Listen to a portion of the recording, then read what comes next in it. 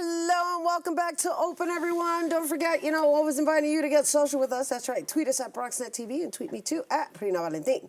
So they say art is in the eye of the beholder, and artist Slone is using his art to showcase the culture of Puerto Rico and more. And he's creating different pieces that use specific colors to represent the island. Another means of making sure Puerto Rico remains visible. We are quite so honored to have this Graffiti Hall of Fame inductee. Please welcome visual artist and teacher Slone. Hello. Thank you. Welcome. Thank you. I got to tell you, your background is really an interesting one to research, because it takes something to kind of exercise whatever it is that you feel like doing in that moment at such a young age. Oops. At such a young age, and then be able to teach yourself how to perfect it, master it, and then live off of it. You started this at the age of 11. Yeah, right? I started writing graffiti when I was 11 years old, back in 1976. Okay, so who would have thought at that time that you would be where you are today? Yeah. It's a crazy, it's like a crazy journey when you think about it, because I grew up in the era where, gangs, drugs, everything existed, and graffiti became like my vision, and it gave me a choice in life to do something with the art and take it somewhere and share it with the world. And so, in your journey, how did you develop, how did you master your style? Because you are a master, without a doubt. I mean, Thank you. The work that you present is just really, really stunning. And, thank you. And I'm so sad that we haven't had you on before, but I'm happy that we finally got you on. Yes. And I know we have some images that we're also going to share with our viewers, but right now, as we shed light on Puerto Rico, and because you do a lot of work in El Barrio, let's talk a little bit about your progression from just tagging and graph into now the visual arts aspect of it. After I turned 18, I decided that I wanted to pursue a professional career in the art world, and the way it had transcended was I just decided that it was time for me to take a different path and learn the business, learn contracts, learn how to negotiate, learn how to have sit-down meetings with gallery owners and things of that nature. And being that I'm a self-taught artist, I pretty much used everything in my mom's kitchen to learn how to draw things.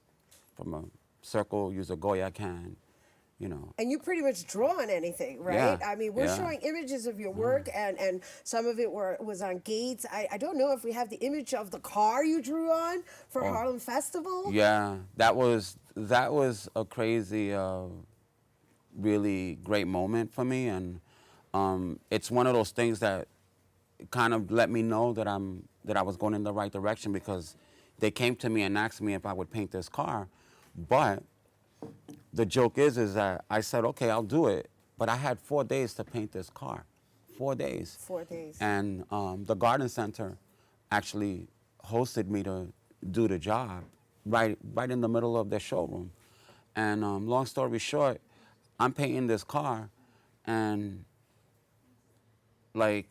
all of a sudden I have a writer's block. I didn't realize that I couldn't reach the middle of the top of the roof because my hands were too short. So I tried calling every tall person I could call to help me. And that's funny. And then all of a sudden I said, wait a minute, I could do this. I just went, got a little needle at the corner bodega, lit a match to it, put it inside the nozzle of the cap, and then, and eureka. I was able to finish this car in time. I like that you share that story, because what you're sharing is just the problem solving that you're able to do in your process, right? Yeah. And so right now you're focusing a lot on Puerto Rico. We already showed the images that you provided us with. And so I wanted to know, what do you hope to get? I mean, obviously, they're beautiful, stunning images. I don't know what's going on with me. It must have been the word empanology. You know, it's got me all tongue twisted, right? They're stunning images, and there's just, I don't even know how to describe what it is that you have. You have like this magic, or as you like to call it, wizardry, right? Yeah, yeah. The whole thing with the wizardry thing is that I had founded a writing crew called the Watts Crew, and it's the acronym for it is Wizards of the Styles, right? So I figure people always have magical moments to create, right? And our motto is live to amaze and amaze to live, right? Nice. So I came up with this idea, and I started with 5 people. And I told a friend of mine on my birthday years ago, I said, you know, wouldn't it be great to take this global? And we both looked at each other and we started laughing. And now it's literally, that grew from that to like 275 chapters worldwide. You have 275 chapters of Watts Crew? Yeah. 275 chapters, which means there's people within those chapters. Yeah. Wow. New Delhi, India, Shiro, who did this great mural in your space. Like, I met her a couple, like 10 years ago, and the language barrier didn't even exist. The art was the communication. And with doing this art that I do in El Barrio, like I started painting in El Barrio 3 years ago, and I had no clue on how to reach the community in El Barrio. So one day it just dawned on me, and I said, all I have to do is just sit here and listen to the conversations that people have. And then that will become my inspiration to paint this new stuff that I'm doing. And this is basically like the colors that I use in these pieces is to let people know that, you know, the sun will always come up tomorrow, and Puerto Rico will rise again along with the other islands that were affected. And I was able to create a brand of art that would be affordable to the people. So in essence, El Barrio allowed me to create something and bring the museum to the people. I love that. Every Saturday and Sunday. I love that. I love your consciousness. I mean, yeah, you're definitely a wizard. Yeah. Wizard, not just in the art, just in life. And so, where can people get this? They can actually purchase, inbox me on my Instagram. Most of the sales go through there.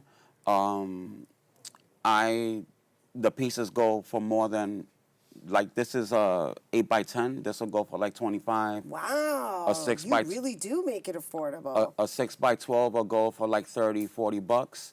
And then occasionally I'll get some people that'll ask me to do something custom, and I tell them, come back in 25 minutes. They look at me like I'm crazy. There's no way you're going to paint it in 25 minutes. So I tell them, if I can't paint it in 25 minutes, I'll give it to you for free. Beautiful. Unbelievable. You're like, Yeah. You're quite the, I can sit here and talk to you all day, but they're wrapping us up. And I wanted to make sure that we got you here in studio, on camera, sharing a little bit of your history. We're going to have you back another time, because just the work and just even listening to you, it serves a grander purpose. So I thank you for taking the time to come here today and sharing your beautiful artwork and just serving us. Yes? This is for you. This is for me? Yes.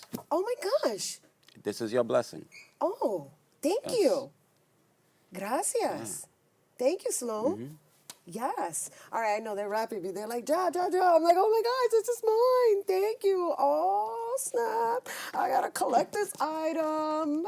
This is Slone's. Don't forget, check out Slone's masterpieces by following him on Instagram. His handle on Instagram is @Slone4. Pero este es mío, porque Puerto Rico se levanta. All right. Stay tuned. Bobby C's Weekly Sports Roundup is coming up next.